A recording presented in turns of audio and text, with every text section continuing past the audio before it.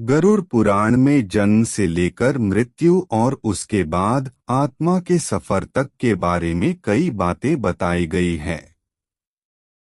गरुड़ पुराण ऐसे रहस्यों से पर्दा उठाता है जिनके बारे में जानने की जिज्ञासा कई लोगों के मन में रहती है। इतना ही नहीं, गरुड़ पुराण में मृत्यु से जुड़े संस्कारों से लेकर कई नियम भी बताए गए हैं जिनका पालन करने से मृतक की आत्मा को शांति मिलती है, उसे अच्छी गति मिलती है। वहीं पूर्वजों के आशीर्वाद से व्यक्ति का परिवार खूब तरक्की सुख समृद्धि पाता है। गरुड़ पुराण के अनुसार मृत्यु के बाद मनुष्य शरीर की आत्मा 13 दिनों तक अपने ही घर में रहती है। इसलिए मृत्यु के बाद 13 दिनों तक कई संस्कार किए जाते हैं। मृतक की आत्मा के लिए रोज भोजन निकाला जाता है। इसके बाद 13वीं की जाती है, पिंडदान किया जाता है।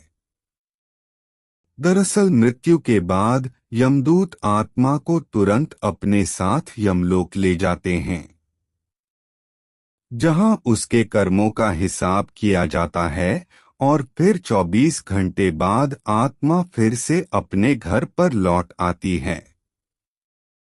इसके पीछे वजह उसका अपने परिवार के प्रति मोह होता है।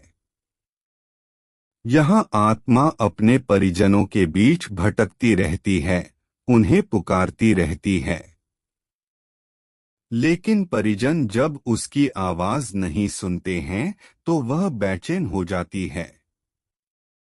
चूंकि उसके शरीर का अंतिम संस्कार हो चुका होता है, लिहाजा वह अपने पुराने शरीर में भी प्रवेश नहीं कर पाती है। फिर पिंडदान के बाद यमलोक जाती है। आत्मा इस दौरान आत्मा इतनी कमजोर हो जाती है कि वह कहीं भी यात्रा करने में असमर्थ रहती है। फिर परिजन पिंडदान करते हैं। 13वीं के दिन जरूरी संस्कार करते हैं जिससे आत्मा को बल मिलता है और वह यमलोक की यात्रा करती है। इतना ही नहीं, पिंडदान के समय दिया गया भोजन आत्मा को 1 साल तक शक्ति देता रहता है। इसलिए पिंडदान को बेहद जरूरी माना गया है।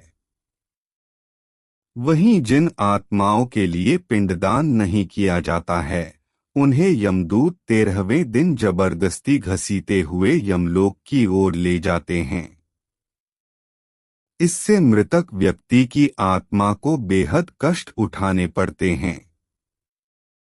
वहीं जिन लोगों के कर्म खराब रहते हैं, उनकी आत्मा भी बहुत कष्ट उठाती है।